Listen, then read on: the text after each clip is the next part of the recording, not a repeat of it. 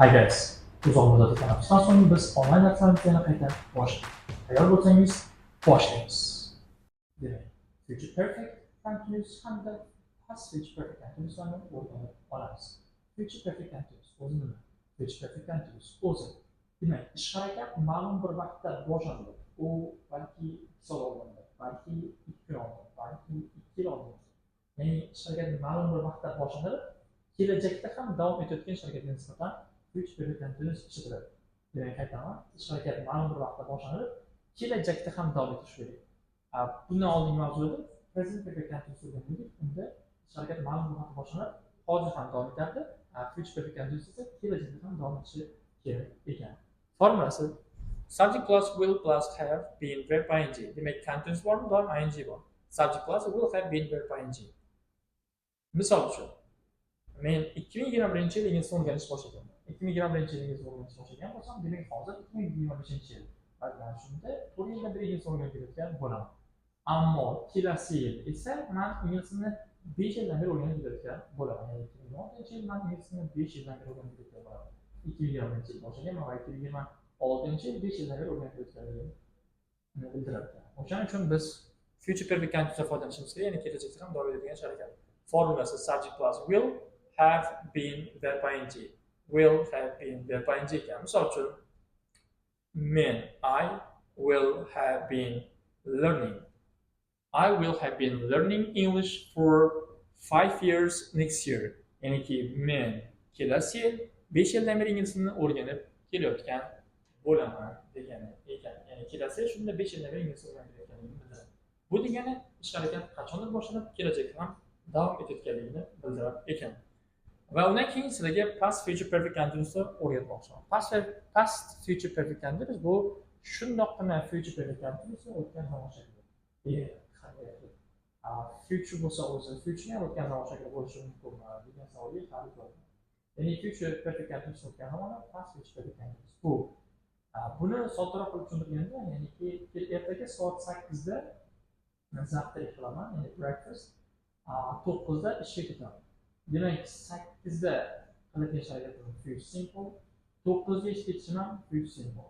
Ammo 8 dagi ish harakat endi 9 ish harakati o'rniga oldida o'tgan zamoniga aylanadi. Ya'ni o'sha future past simple bo'ladi. Xuddi shunday, kelajakda davom etayotgan future perfect continuous bo'lsa, kelajakda davom etib tugagan ish harakati bo'lsa, o'sha future past future perfect continuous bo'ladi. Ya'ni formulasi ko'p turganlar subject plus would have been verb ing. Bitta farqi will o'tgan zamon shakli would ga o'zgaradi va formula ko'p turganlar deyarli bir xil. Bunda demak soddroq qilib tushuntirganda future, ya'ni future'ni hozirgi oddiy shakllari doim eng so'nggi sodir bo'ladi, eng so'nggi. Undan oldin sodir bo'lgan ish harakatlar esa future'ni pastda, ya'ni o'tgan zamoniga aylanib ketadi. Ya'ni yuqorida aytganimdek 8 da uyg'onganimiz future, 8 dan keyin 9 ga ishga ketganimiz yoki 8 da ovqatlanganimiz future, 9 da demak ishga ketganimiz ham future. Chunki eng oxirgi sodir bo'lgan ish harakat 9 da sodir bo'lgan ish harakat. Ya'ni bu future. Va undan oldin sodir bo'lgan ish harakat esa, ya'niki men 8 da zavtrak ekanman, bu future'ni o'tgan zamon. Abitda demak 12:00 da ishni tugatganim bu future, 9 da ishga kelganim esa future'ni o'tgan zamoniga aylanadi. Va 1 da abitga chiqqanim demak future, 12 da ishni tugatganim esa future'ni o'tgan zamoniga aylanadi. Mana shu future hamda future'ni o'tgan zamon shakllari. Demak, future past perfectni tushundinglar degan umiddaman. Demak, future past perfect continuous. Demak, future past perfect continuousni tushundinglar degan umiddaman.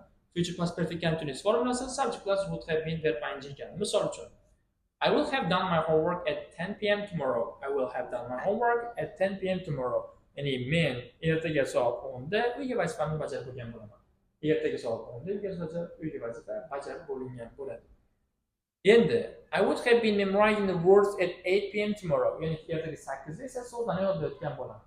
Ertaga 8 da so'zlarni yodlayotgan bo'laman, 9 da ishga ketgan bo'laman, undan tashqari undan keyin uyga bajarib bo'laman, unda xullas qalom birinchi sodir bo'lgan harakat bu future o'tgan zamon shakli ekan, undan keyin sodir bo'lganlari, ya'ni birinchi sodir bo'lgani future past perfect continuous, undan keyingi future perfect continuous yoki future'ning hozir zamondagi shakllari bo'lishi kerak ekan. Demak, men soat 8 da ertaga so'z yodlayotgan bo'laman. Gapini formulaga qo'yib ko'ramiz. I would have been memorizing the words at 8 p.m. tomorrow. Ya'ni ertaga men soat 8 da so'zlarni yozayotgan bo'ladi. Mavzuyimiz unchalik qiyin emas. Faqat birinchi so'zning harakat future hozir zamon shakli, undan keyin so'zning harakat future hozir zamon shakli va birinchi harakat ikkinchi harakat uchun future o'tgan zamonga qarab qo'yadi. Agarda kimdir qarab sog'labsa, kommentariyga yozishingiz mumkin. Va mavzuyimizni diqqat bilan eshitmaganlar va umuman tushunishi biroz qiyin bo'lgan o'quvchilarimiz bo'lsa, demak videoni qayta va qayta ko'rishingizni tavsiya etaman. Thank you very much for your valuable time. See you next time.